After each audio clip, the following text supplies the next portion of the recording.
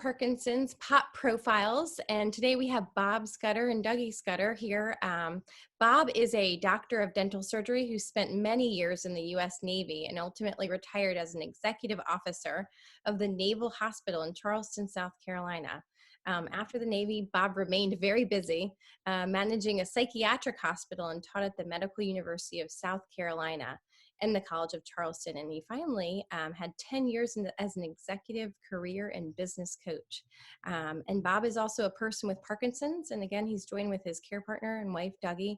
And we're going to go through some questions that are Parkinson's specific, as well as COVID-19 specific, as we kind of wade through these challenging times. So we'll have a little bit of everything today. And Bob and Dougie, if you're ready to get started, we can go for it.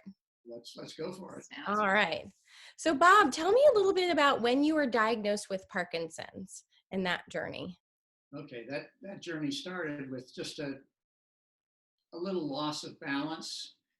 I started developing a funny gait as we walked. I tended to lean to the left and slightly back.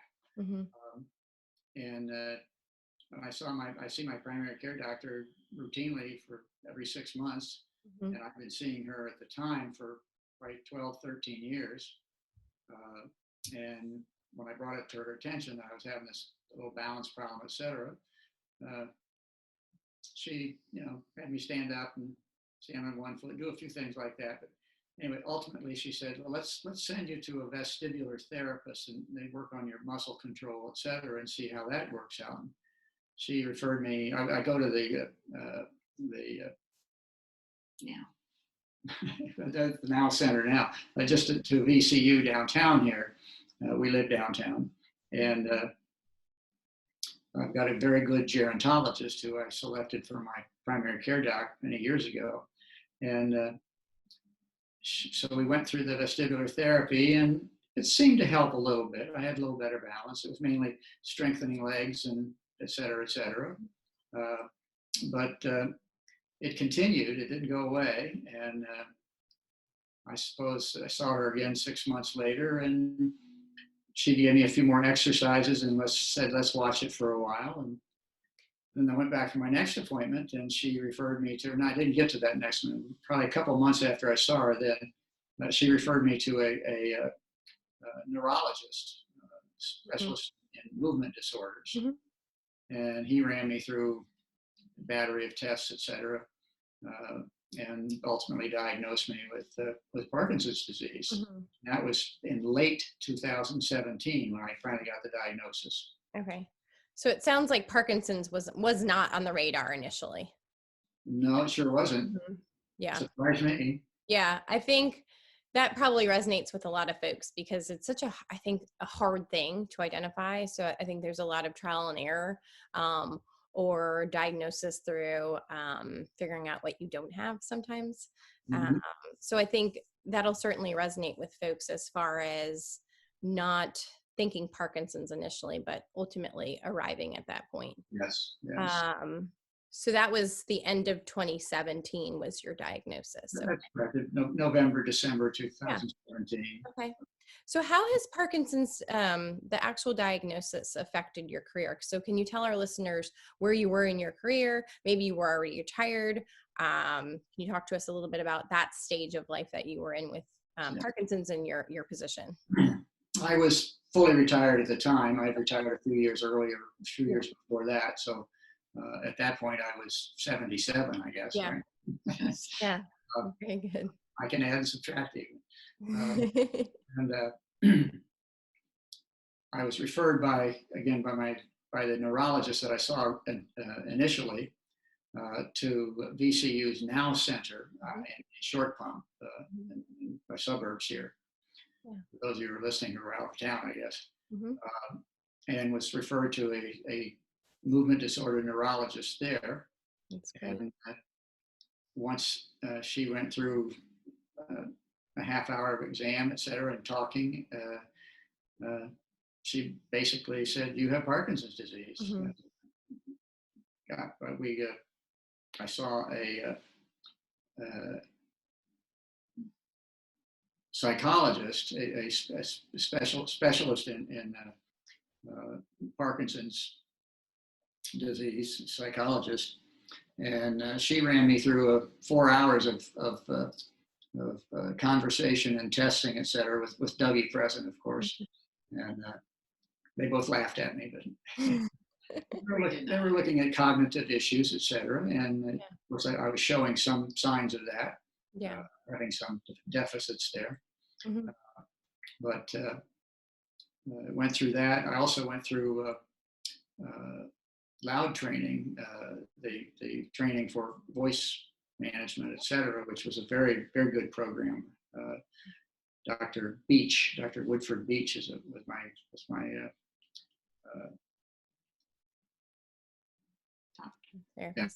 my doctor. Yeah. And and I still see him every periodically just for a checkup and et cetera. And I see Dr. My neurologist about every 6 months. Mm-hmm. And I was there recently, about 2 months ago, I guess. Mm-hmm. Very good. So just following through, I see the physical therapy group out at the Now Center. Work with them some, and of course, right after I was diagnosed, the psychologist that I was seeing said, I've heard about a new program that's just starting here in Richmond. As a matter of fact, they haven't really finalized it where they're going to have their studio, their gym. Mm-hmm. And so I got in touch with them, and within a few weeks, they were open, and I went out and had an evaluation, et cetera. And they said I certainly qualified for the activity, and it's the group is known as Rock Steady Boxing. Right. The local Rock Steady Boxing is one of, in the world now, I think over 900. I think so too. Quite a few of them. And so it was opening at just the right time, I guess, upon your diagnosis. They certainly were. And I've been going ever since. I'd say on average 3 days a week. Some weeks I'll go 5 days, some weeks 4. Sure. At least 3 days a week. And it has made a significant difference for me over time. Mm-hmm. My stability has certainly improved. My balance has improved. It's not perfect by any stretch, but it's improved.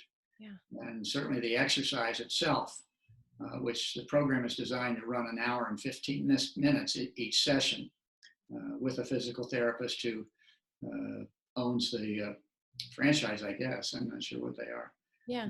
But it's been extremely beneficial for me. Dougie goes as my corner person because it's basically on a boxing format. Yeah, that's great. Several of us have corner people there to assist us, et cetera. I probably need the least assistance, but I like having Dougie there very much. So it's and while we have you and while we have folks listening, we should, if they didn't see on social media, Bob did hold the record for the jab contest recently through in boxing. So I want to highlight that while I have you guys and embarrass you a little bit that we are speaking to a champion at this point. Wonderful. So just to summarize, you started with your PCP, they directed you to the Now Center, and you've been, it sounds like, content with your care there. Absolutely. Very good. That's wonderful. So tell me, I know Parkinson's, we always say, is like a snowflake and there's no two, or a thumbprint, there's no two Parkinsons alike, but how do you explain what it means to have Parkinson's to others? How do you define it when folks want to know kind of what you're experiencing? I define it basically as from a medical standpoint that I have my brain is producing a reduced amount of dopamine, which is critical in movement. Among other things, and that because of that, one, exercise makes it a huge difference for me. Certainly, medications do, and I take dopamine 4 times a day. Not a great dosage, but 200 milligrams 4 times a day, and see my doctor on a regular basis. But it's a matter of keeping active my brain and my body.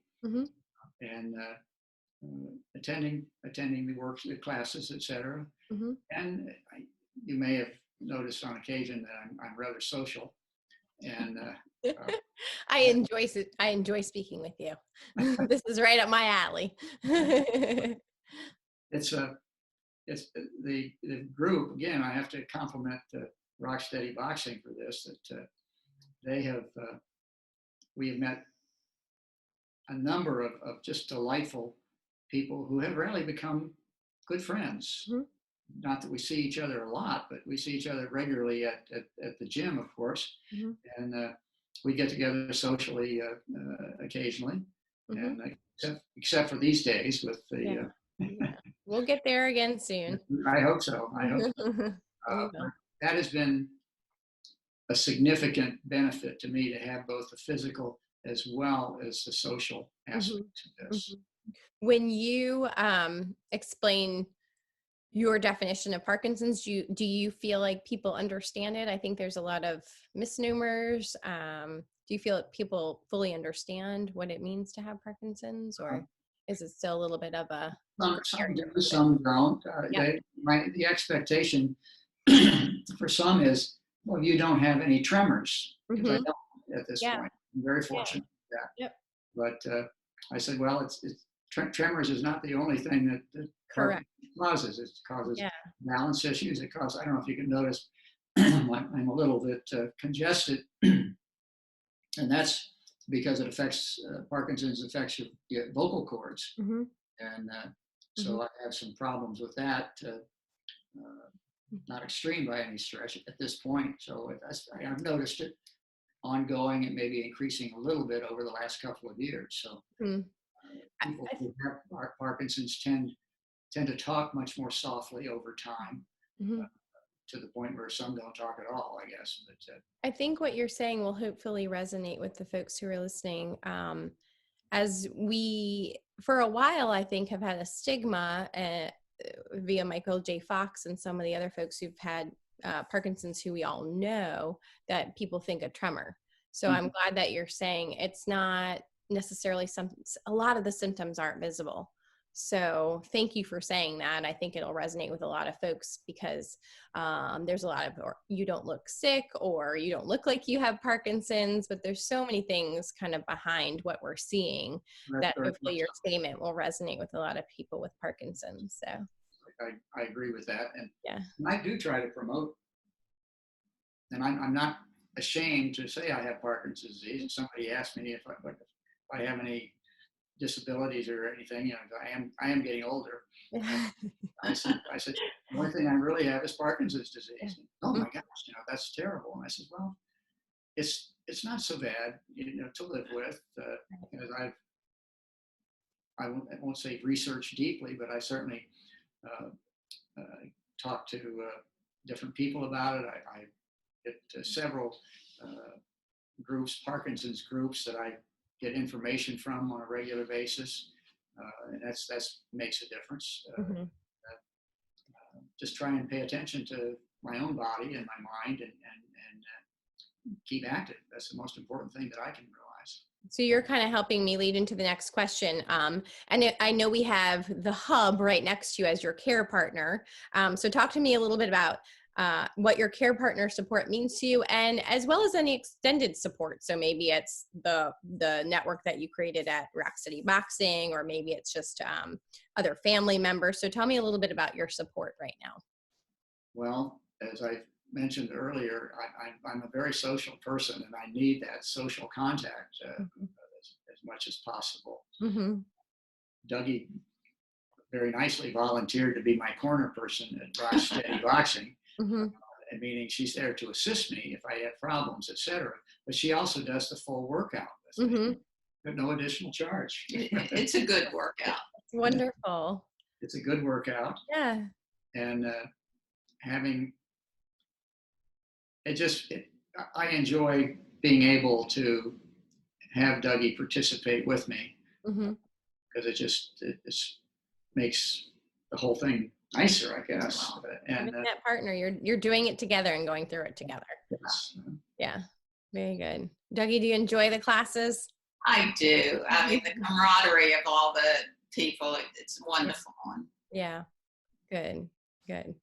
So we touched on this a little bit. My next question, some of those challenges with Parkinson's disease that you can't see. So tell me how you stay cognitively focused and challenged. Some days I say not very well. But I read a lot, just pleasure reading. Yeah. A lot of books. We've read at least probably 2 books a week. Yeah, that's great. Because there's, well, especially now with the being somewhat locked up, if you will, with the coronavirus. Yeah.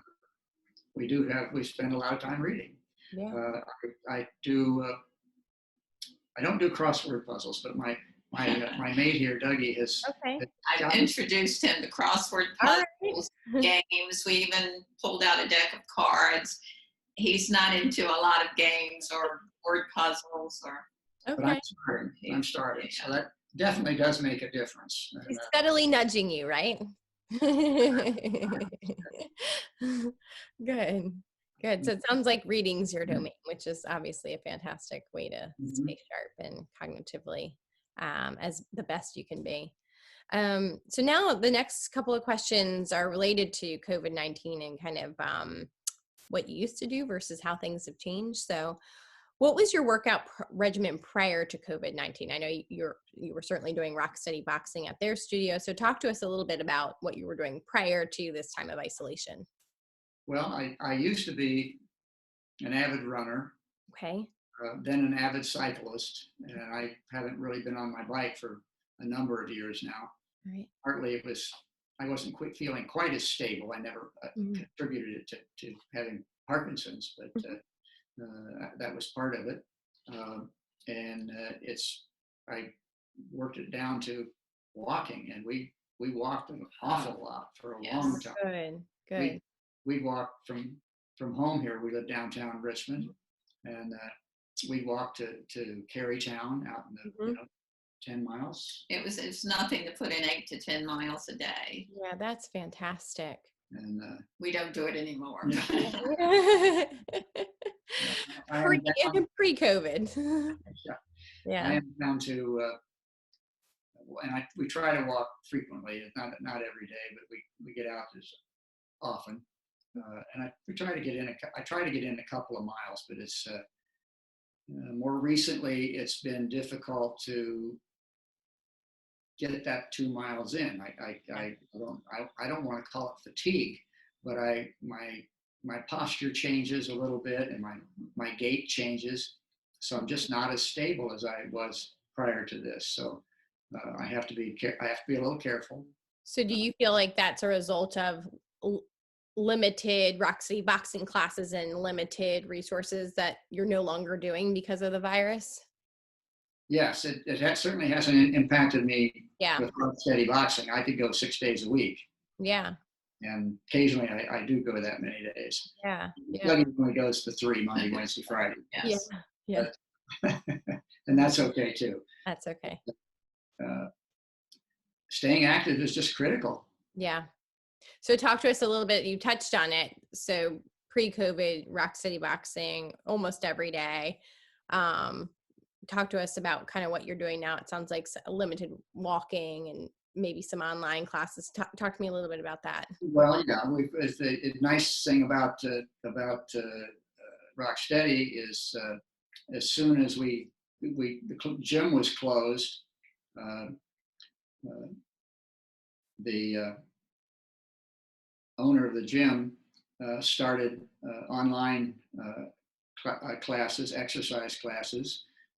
We have different coaches almost every day out there, and so we'd have a coach who would give us a specific exercise program to run through it with us live. Now, yeah, that was 2 to 3 days a week, and the alternate days there was a YouTube video again with the individual different coaches that we work with, and we try to do that. We have not done today's yet, but we will. And we're doing the Power Over Parkinson's workout every Saturday morning. Every Saturday morning. Good. Absolutely. Good. And another Rocksteady boxing coach for those listening, Power Over Parkinson's is offering free Zoom calls from the head coach at Rocksteady Charlottesville, so just down the street from Richmond. those 1 hour classes, live sessions on Saturday mornings at 10, and then they're recorded and put on our YouTube channel afterwards. So hopefully, I'm glad that you guys are able to utilize that resource, and hopefully others. I was introduced to Zoom, which we're on right now, Great. through Rocksteady, and it's a great way to exercise. Plus, we get to see all of our friends. Hopefully it takes a little bit of the place of we're all missing seeing each other. That social piece that you touched on, that's so important. Hopefully that first couple of minutes of being able to chat or at least see each other is before you get to work is so beneficial. I was going to bring up Power Over Parkinson's as well. Your dad's group. Yeah. We're for those listening, we have adapted, and Bob knows a lot of the ways we've adapted, but we're attempting to adapt as best as possible given the circumstances. So those online Zoom calls, a YouTube channel, offering the free inflatable bags. So we've tried different avenues, and just to continue to help people, because I think we all miss our Parkinson's Activity League events and seeing each other and having a little bit of fun while moving. But we'll continue to adapt, and certainly through these interviews with the POP profiles, to adapt and offer some videos that resonate with folks and kind of the faces of Parkinson's. So while we can't see each other, we're at least able to see your face and hear your story. We'll look forward to more of that. I'm very excited about what your dad has accomplished with this. Thank you. Yep. We're very proud of him and thankful for all of you guys who have been part of his team and his friends. So it's been very easy to go down this route. So tell me, what has been, I think this is a question we could all answer, but specifically to people with Parkinson's, what's been the hardest part about being quarantined with Parkinson's disease? Well, again, I think it's just not being able to attend the workout classes, not being able to just mix with people the way I'm used to, and just to a large extent. Like we live downtown Richmond, right on Browns Island, which those of maybe listening to this that aren't from Richmond, et cetera, is probably one of the prime locations for entertainment venues in the nice weather, for exercise. There's bridges that go across the James River right there, and you can just all sorts of things to do. Yeah. Now it's gotten to the point on the weekend, if it's a nice weekend, it's crowded. It's so crowded we can't get out there. We have to go. We did the other morning at 7 or 8 o'clock, which is okay. Yeah. But even that's getting more crowded than it used to be. Oh, okay. And people are, for the most part, they pay pretty strict attention to the rules, to the 6-foot rule, et cetera, and we keep our separation. But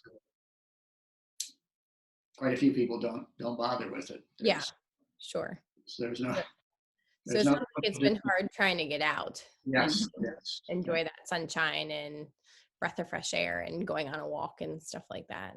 Right. It's critical for you. Well, that leads me right into the next question. What's one thing you've done to remain positive during this time? You want to answer that? Or maybe you've done together, or maybe something Dougie's told you to do and it's felt right. I think structure is very, very important. So when all of this started, I had a schedule for the whole day. This is a workout. This is when we'll work on a puzzle. This is what we'll cook for dinner. Just keep on schedule to make it seem like a normal lifestyle. And that too is getting old and dated quite a bit. So we resurrect some things like most people do. We enjoy for a long time after I was initially diagnosed. I've been the primary cook in the family for many years. Not that Dougie isn't a good cook, but I was just used to cooking all the time. And it was fine with Dougie. But, I can do some pretty good gourmet type meals, etc. Oh, that's fantastic, Bob. We'll hold you to it when we can all get together again. Together, you bet. I, it just went away for a good while. I bet better part of a year that I lost Interest. not only my interest, but my interest primarily, but also my energy level to involve in that kind of activity, Yeah. and my appetite. I lost 15 pounds when I was first diagnosed. I Oh goodness. just dropped off, and Yeah. it was difficult for a while to even be interested in eating. And but that all seems to have leveled off, and I'm enjoying the cooking, and Good. we share the load now. I do one night, and Dougie does it the alternate nights. Okay. And it's I've even gotten back into a little bit of experimentation with new recipes. But That's great. And now's a good time to do stuff like that. So yeah, yeah, sometimes. absolutely. Yeah, definitely. So my next question is a little far out there where you're waving a magic wand, but if you could wave a magic wand and be in this alternate universe and wave it and let it eliminate one of your Parkinson's symptoms, which symptom would you want it to eliminate?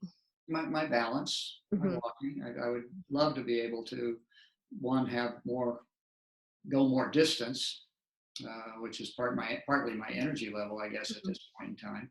Sure. But also the balance issues. For example, we went walking last weekend, and I hadn't had a real problem for a while, and we were probably walked 2 miles, close to 2 miles, right? Close. Close. And I started leaning to my left a little bit, and my gait seemed a little off. I wasn't tripping, but I tend to occasionally I'll drag my left foot a little bit, so that makes me more cautious. And we had to stop. We came back home, and that's disappointing to me. Now, Dougie, if I can't ask you that same question, is that the first symptom that you would eliminate if you had a chance? Or maybe it's something. Obviously, I know the energy level. Yeah. If we could build the energy level up a little bit more, that would be wonderful. And for Bob, yes. I agree. And this is the most I've heard him talk in months. So this has been very good. I tend to finish sentences and like that. So this has been a very good. We discussed that. Good. Not infrequently, but I will say that's very true.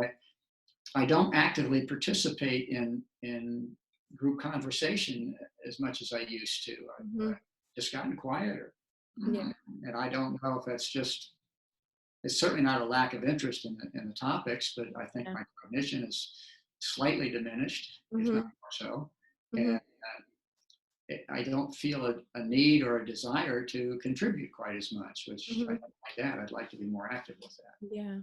Yeah. Okay. Thank you for sharing that with you. Would you say and this is my final question, would you say you've experienced any overall silver linings during this time of isolation, or something that you found that works for you, or a silver lining during this time of having to kind of be away from everybody? Look up what I wrote there. I'm just looking up what I wrote here there. Oh, you're fine. Matter of fact, but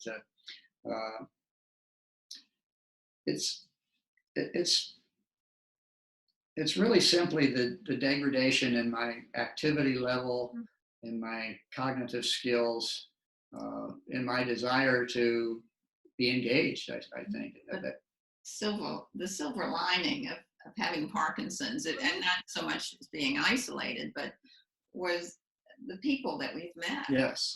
Oh, very definitely. Wonderful people. Sorry if I got off track there. That's okay. That's all right. It's a natural conversation.